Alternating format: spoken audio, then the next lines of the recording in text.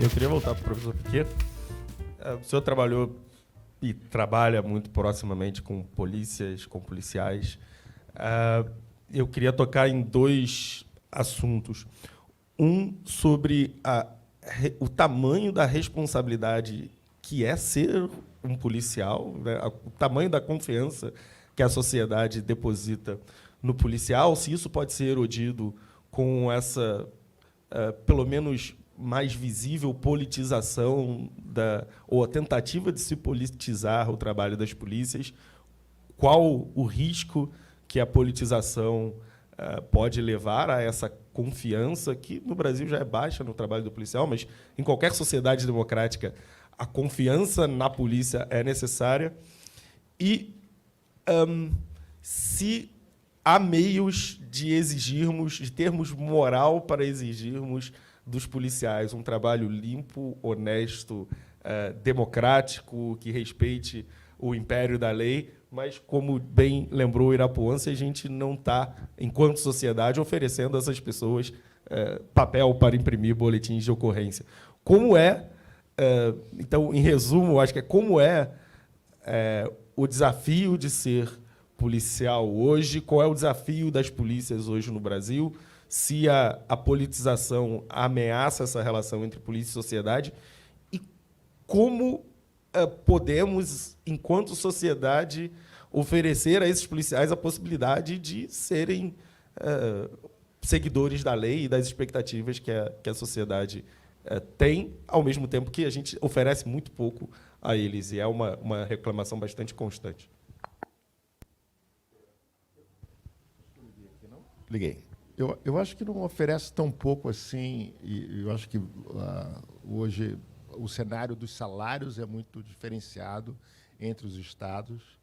No Rio de Janeiro, por exemplo, o governador, numa tentativa de cultivar a sua base eleitoral, elevou os salários de todos os oficiais e delegados de uma forma muito irresponsável, e reflete o que você perguntou sobre o processo de politização das polícias, né?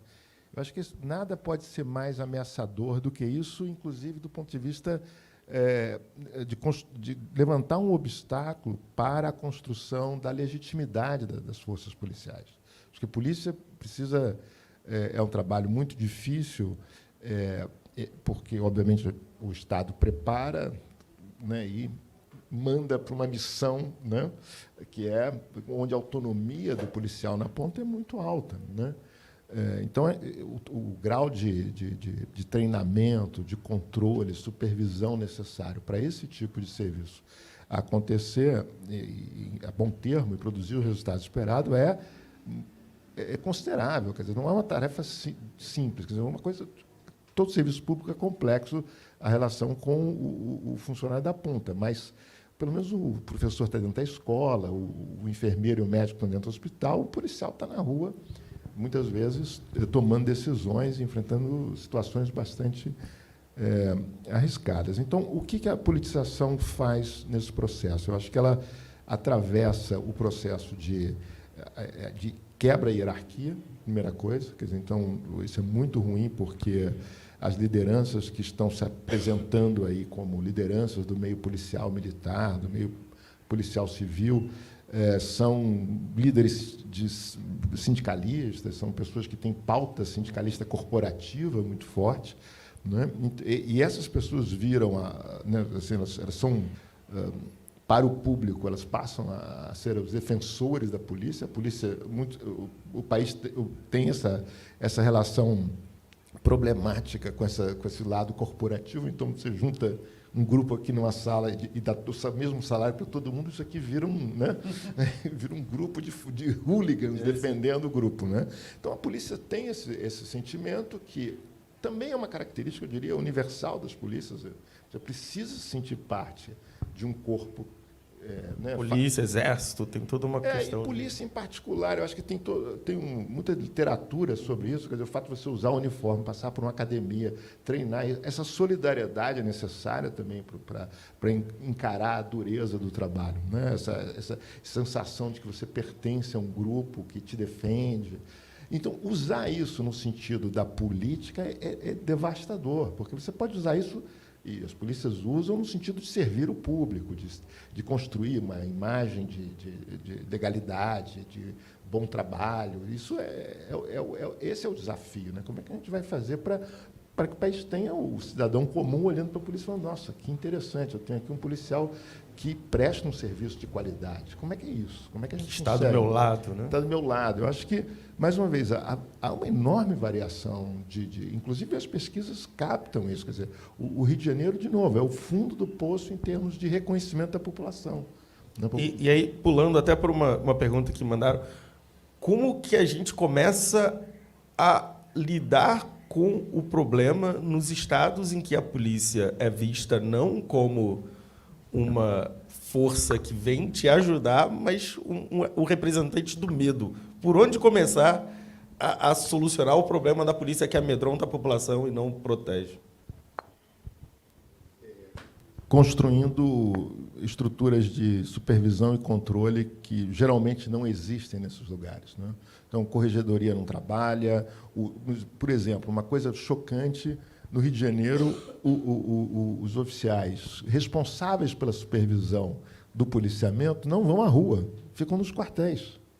Aqui em São Paulo, o tenente responsável por essa área, ele sai de manhã e começa a andar na viatura, olhando como está o policiamento, como está o posicionamento das viaturas no terreno. Supervisiona o trabalho. Supervisiona o trabalho. São Paulo tem uma outra coisa. Eu tenho dupla cidadania, carioca e paulista, então eu posso... Acho que todos nós três aqui que estamos então no painel... Eu posso falar mal do Rio de Janeiro, né? Eu tenho lugar de fala, digamos assim. Então, o Rio de Janeiro tem um problema grave de supervisão. A corregedoria, se você chegou lá com o uniforme fora do lugar, a corregedoria te pega. Se você preencheu uma guia de compra lá para o rancho errada, a corregedoria te pega. Agora, se o que você fez de errado lá no morro, lá na comunidade, extorquindo gente, ameaçando e tal, a corregedoria nunca vai saber. Entendeu? Então, isso aqui em São Paulo é muito melhor desenhado, né? Quer dizer, você tem uma corregedoria que faz busca ativa, velada.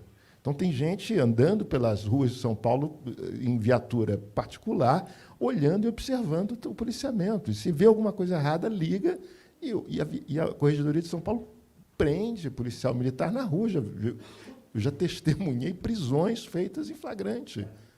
Vai, recolhe, olha, o que você fez não pode, a arma está errada, a sua postura está errada. Então, recolhe a pessoa e começa um processo administrativo ou até mesmo criminal.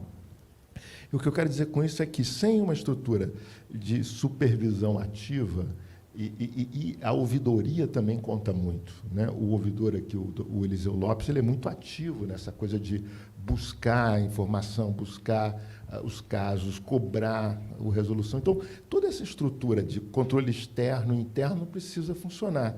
E, por alguma razão, aí o Irapuan vai nos explicar, que ele, né, frequentou os bancos da Faculdade de Direito e pode nos ajudar. Por que no Brasil tem um negócio na Constituição dizendo que o MP é responsável pelo controle externo das polícias, e isso é um artigo da Constituição que não colou, não é nem lei, é um artigo da Constituição que as pessoas não prestam atenção, mas está lá. Então, o Ministério Público, no Rio de Janeiro, passa chacina 1, chacina 2, chacina 3 e não faz nada. Não investiga para valer, entendeu? Aqui também não faz nada. Tem muito mal feito aqui também, principalmente na Polícia Judiciária de São Paulo, muito mal feito. E o Ministério Público lida com isso como se fosse normal. Irapuan, por que isso acontece? Já passando a batata quente aqui para você. Não tem pergunta fácil, né? Cara, eu acho que isso... existe um estudo falando sobre os autos de resistência. Para quem não sabe, se tiver uma intervenção policial e tiver resultado de morte, a polícia faz o chamado lavra ou auto de resistência, que é falando que sofreu uma resistência à prisão e tal, e que teve que agir violentamente. E aí, o auto de resistência ele é basicamente o seguinte: você fala o que aconteceu, que é mais ou menos isso, tipo, estávamos fazendo uma intervenção policial, houve uma resistência desproporcional e tivemos que agir para acabar com a violência que foi feita contra nós. E aí, o policial que agiu e o colega dele que estava junto assinando como testemunha. Menos de 1% desses autos de resistência viram uma denúncia no Ministério Público.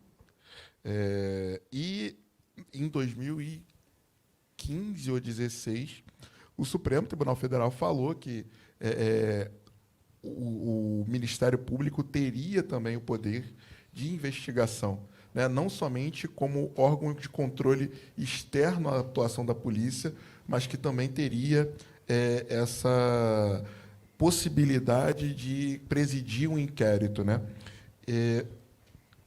Entretanto, a gente não vê isso na prática acontecer. Ou seja, entre 100 ocorrências em que o policial mata alguém, menos de um vira inquérito, é isso? Exatamente. Não, menos de um vira denúncia.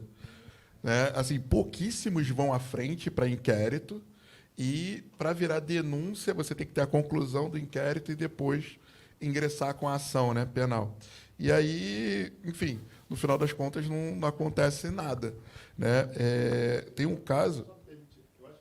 O promotor termina tratando o policial como colega, né? Sim. E não como aquele que tem que ser controlado por ele.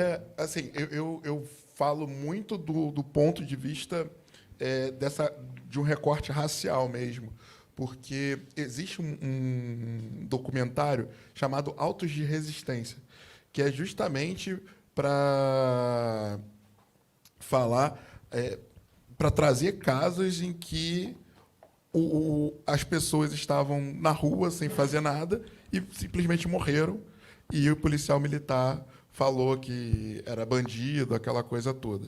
E aí foram casos pensados para poder trazer o drama das famílias que acontece diariamente nas comunidades do Rio de Janeiro.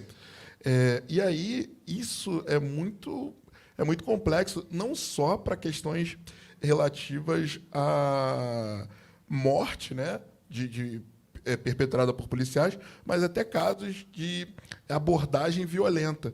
Teve um caso aqui em São Paulo, e que era o pai e o filho indo para o jogo do Corinthians. Eles saíram do metrô, o filho estava um pouco mais à frente, o filho tinha uns 13 anos, e a polícia já chegou, encostando ele na parede, com um fuzil na cabeça, e o garoto ficou parado assim e tudo, e o pai dele chegou atrás e falou: eu sou o pai dele, eu sou advogado.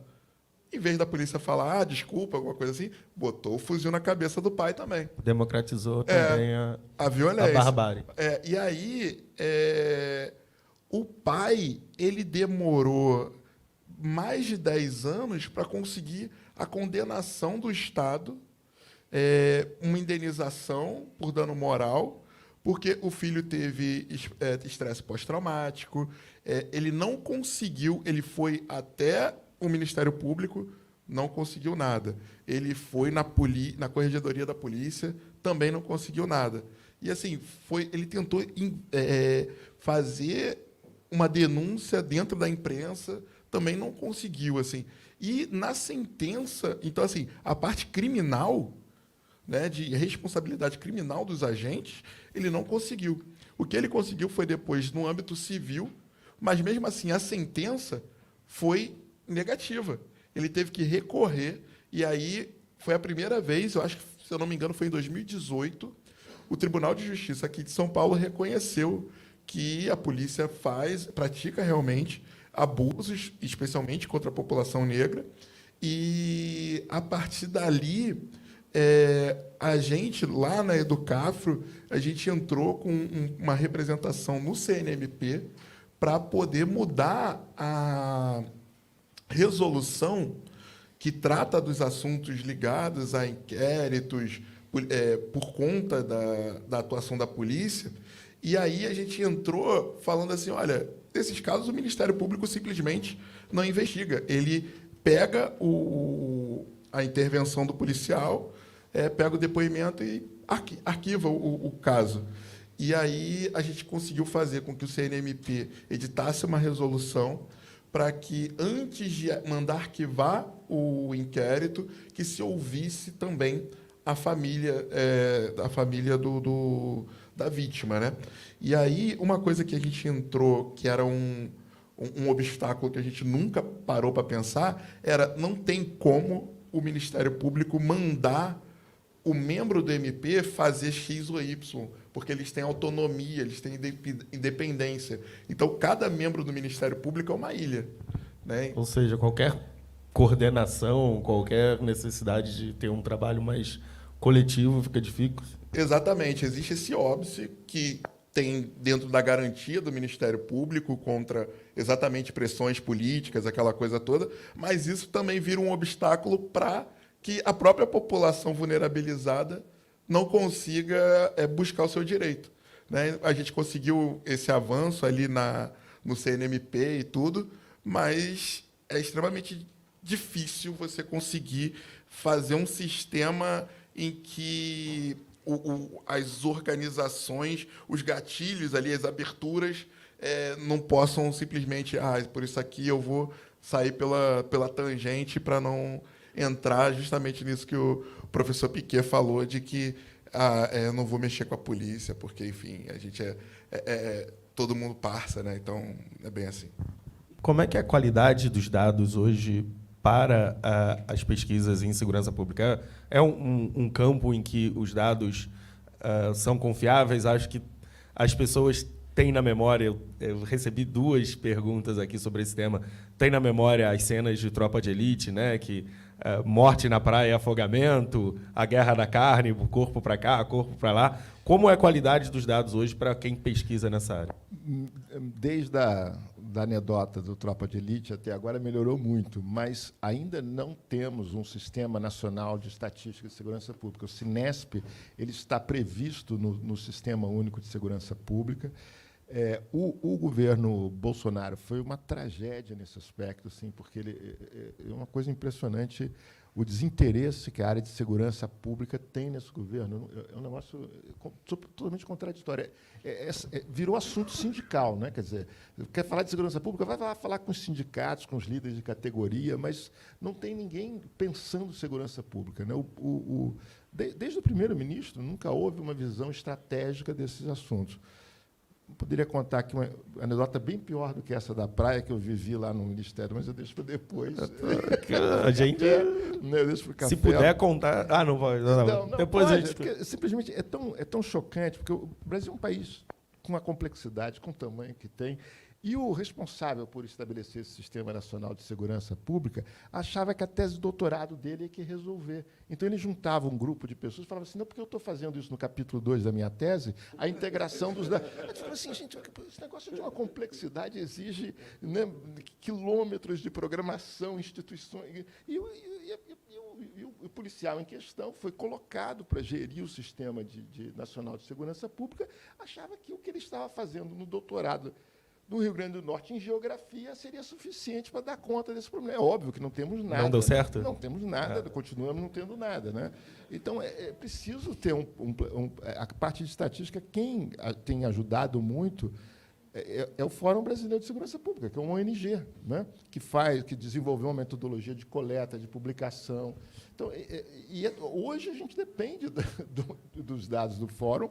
Ainda bem que o Fórum existe, garantiu a regularidade, melhorou a metodologia de produção de dados.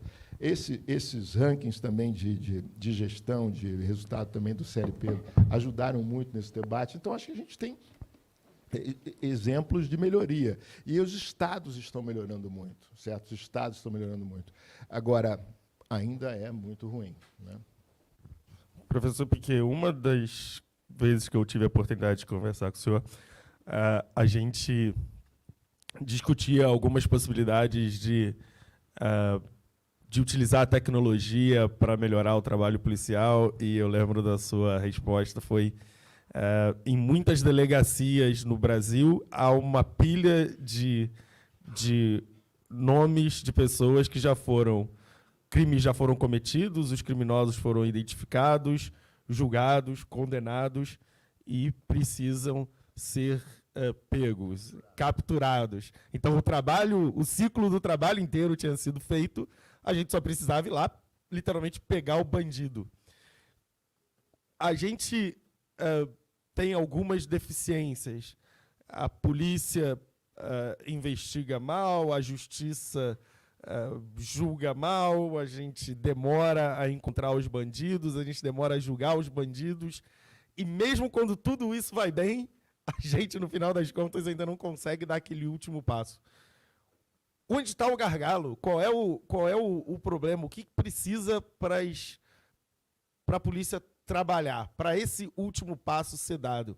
Falta pessoal, como o Irapuan trouxe a questão dos incentivos. Faltam incentivos, falta uma política mais direcionada a isso. E eu queria complementar, a gente já está chegando no final do painel, o Irapuan falou um pouco, quando ele falava dos incentivos, falou do assassino que calcula bem, né? A minha chance de ser investigado e preso é pouco. E eu me lembrei de uma outra história que o senhor trouxe uma vez, que era por que há tantas mortes em conflito, porque o bandido sabe que se ele escapar, a chance dele ser pego depois é muito pequena. Então, a ação acaba sendo muito violenta, a resistência é muito violenta. Eu queria que você falasse um pouco disso também. Eu acho que essa é uma dinâmica muito particular aqui do estado de São Paulo, né? Quer dizer, porque tem uma polícia militar muito ativa no policiamento ostensivo e os encontros são geralmente muito violentos, né? Quer dizer, os infratores são agressivos, prontamente agressivos contra a polícia. Porque, exatamente, eu acho que a chance da polícia investigar, identificar, capturar, condenar e a pena ser cumprida é realmente muito baixa. Então, fugir do flagrante, você essa pilha que você faz referência dos mandatos em aberto, ela varia de tamanho para... Claro, a população dos estados é diferente, mas no Rio de Janeiro, a última vez que eu olhei, estava em 34 mil pessoas condenadas direitinho, prontas para serem capturadas. Mas esses são evadidos, eles são infratores que estão no mundo do crime. Esses são muitos são já, digamos assim, criaram uma carreira no crime. Esse conceito de carreira no crime é muito importante. Tem alguns infratores, eles cometeram um ato, deram um mau passo, né, aos 15, aos 13, 14, depois abandona isso, encontra uma vida de trabalho produtiva, a família, arruma alguém para viver junto e cria família, enfim, tem uma vida que conserta aí. Mas muita gente começa e não para mais, né? Começa e não para mais. E a liderança do crime organizado geralmente é muito mais velha, né? Assim, um cara que tem mais de 30 anos no crime é um veterano, é um senador do crime, né? Aquele cara que... Né? Ele um ancião. É um ancião, Ele é o senador. Assim, os infratores que chegam à campanha... Assim, tem um livro interessantíssimo de um sociólogo que fala muito sobre essa carreira do crime, que ele foi atrás de criminosos com 70 anos de idade, né? Pessoas que tinham várias condenações. Aí encontrava o cara... Ele ainda traía mulher com 70 anos, ele jogava, ele trapaceava. Então, o cara nunca ficou bom, entendeu? Ele tem um negócio... Ele tem um negócio para estar à margem da... Ele consegue seguir as regras, entendeu? Tem gente que... E aí o que esse cara... Qual era a história desses infratores? Era uma história de constante entrada no sistema de justiça criminal, condenações, sai, novas famílias, breves tentativas de inserção. São histórias muito tristes. Então, acho que a gente tem que olhar, a gente olha muito para... A gente, como não tem dados de boa qualidade, a gente olha muito para a fotografia, né? O número de presos, mas a gente não tem dado longitudinal. A gente não tem nenhum estudo sistemático no Brasil o que permita entender o menino que começou lá na Fundação Casa, quantas vezes ele entrou, quais foram os crimes que ele cometeu, o que isso significa do ponto de vista depois da vida adulta dele no crime. Não é? A gente não tem muito essa trajetória. E quando o cara vira o Marcola, vira o Paca, vira o popstar do crime, aí todo mundo não começou no crime, aí conta a historinha. Mas a gente não tem a estatística para olhar o caminho desses jovens no crime, né? E Isso a é gente, muito importante. e a gente oferece hoje... Digo, pode... Só complementando, o professor Piquet falou dessa parte, né, da vida, né, do crime e tal, e é interessante porque, normalmente, começa por conta de alguma falha ou alguma travessura dentro da favela. E aí fala assim, tu tem que pagar agora fazendo um serviço para mim. Ou então, acabou destruindo alguma coisa que era do traficante, não sei o quê. Agora tu tem que fazer um roubo para mim. E aí, uma vez... Isso. E aí você é colocado dentro desse sistema, e aí você tem que ir... aquele jogo de videogame que você vai fazendo missão, né? Exatamente. E aí você vai aumentando esse negócio. Agora, Magno, só fazendo um outro comentário desse negócio de incentivos e AED, um caso que teve aqui não, né? Lá no Rio, de Belford Roxo, né? Da morte dos meninos por conta do canário, para a gente entender como as pessoas elas são movidas a incentivos e questões racionais, a pessoa que matou, uma das pessoas que estavam envolvidas, ela se entregou à polícia com medo de morrer pelo tribunal do crime. Então, ela ficou protegida pelo Estado, presa, para não morrer do tribunal do crime. Então, a ideia desses incentivos ela é muito presente, né? E com exemplos que a gente tem aqui de outro dia, né? Que acabou acontecendo. E há relatos aqui em São Paulo de mandarem o irmão matar o irmão que violou a lei. Então, o irmão que era do crime e o irmão dele que não era do crime, mas cometeu o crime, e o irmão teve que executar. Vocês hoje veem o complemento do Irapuã acaba casando com o que eu já queria perguntar, eu acho que para a gente encerrar o painel. Além das igrejas evangélicas, que são muito atuantes, em termos de política pública, a gente tem oferecido saídas suficientes ou saídas atraentes o suficiente para que o pequeno violador, seja o menino que acaba se envolvendo dentro de uma comunidade com o tráfico de drogas, ou o rapaz que passa de bicicleta e rouba o meu celular, a gente tem oferecido a essas pessoas, em termos de políticas públicas, algo que os incentive a mudar de vida. Vocês conseguem pensar em algum exemplo de sucesso, alguma coisa legal, alguma coisa que vale a ser replicado? Ou, de fato, a gente tem confiado, o Estado brasileiro tem confiado em organizações paraestatais, aí, sejam igrejas evangélicas, sejam ONGs que façam esse trabalho, para que portas de saída sejam abertas para aqueles que violam a lei pela primeira vez? Como a gente está nesse aspecto? O que vocês têm visto? Vocês já escutaram algum bom exemplo, alguma coisa que mereça ser comentado e replicado ou não? Bom, vamos deixar o Irapuã resolver esse problema.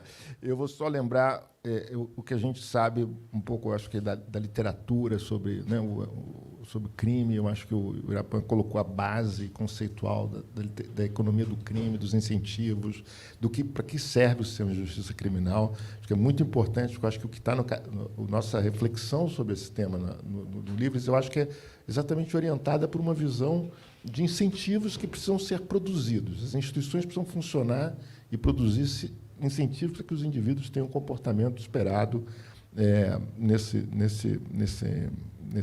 área, nesse tema, né? Então, o que eu gostaria de acrescentar é que a gente sabe que renda, educação e emprego, né, que combater a pobreza, oferecer emprego para jovens e melhorar a educação tem efeito positivo. Então, isso aí, isso não é política de segurança, mas são políticas macroeconômicas, sociais, que beneficiam, podem mudar o cenário, né? Então, boa parte dos infratores, né, potenciais sai porque simplesmente tem melhor oportunidades de emprego em trabalhos formais, né? Aumentar a punição é fundamental, né? A probabilidade, exatamente no sentido que foi descrito pelo Ibirapuã, quer dizer, a polícia precisa condenar, né? Não precisa, a polícia não condena, a polícia investiga, precisa fazer denúncia ao Ministério Público, né? E a Justiça precisam condenar. E isso, sim, eu acho que isso é a base para a gente ter o outro sinal, o sinal do incentivo negativo, né? A punição precisa ser concreta e presente na vida desses jovens também, né? E agora existe um problema, Magno, eu queria lembrar da coisa da carreira no crime, que é o seguinte: o sistema prisional ele é um problema em si mesmo, porque ele não é só porque aquela coisa, a universidade do crime. O jovem que tem gosto pela violência, certo, que se envolveu no crime, ele espera ansiosamente o momento de cumprir a pena dele. É como se fosse um momento muito importante. É mais o seguinte: ele vai para o melhor RH que tem. Porque é o seguinte, o infrator, de uma maneira geral, ele é mentiroso, ele inventa história, ele fala que é corajoso, ele fala que fez um roubo, que ninguém sabe se ele fez, que ele matou o cara, que ninguém sabe se ele matou. Agora, quando você vai preso, no primeiro dia que você chega lá, vamos ver se esse cara é violento mesmo, vamos ver se esse cara é esperto mesmo, ele tem que sobreviver naquele contexto. Então, quando o jovem ele vai para esse contexto do sistema prisional, ele muitas vezes enxerga aí a oportunidade de construir sua reputação.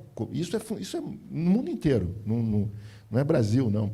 Então, ele entra nesse sistema, é um jogo em que a masculinidade, a agressividade, o gosto de violência, para trapaça, ele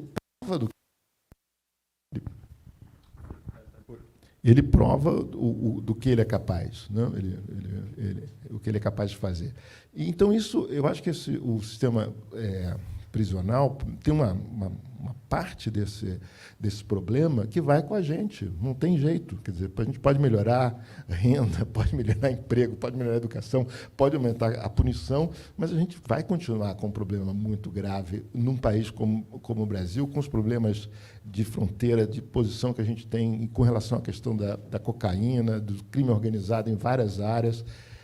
E tem crime organizado que nem é crime de jovem, que é crime de madeireiro, de garimpeiro, de coisas, milicianos, que não estão nas grandes cidades. São as formas, hoje, as formas mais perigosas de crime organizado são essas, inclusive, né? São a milícia no Rio, é o garimpo ilegal, é a extração ilegal de madeira.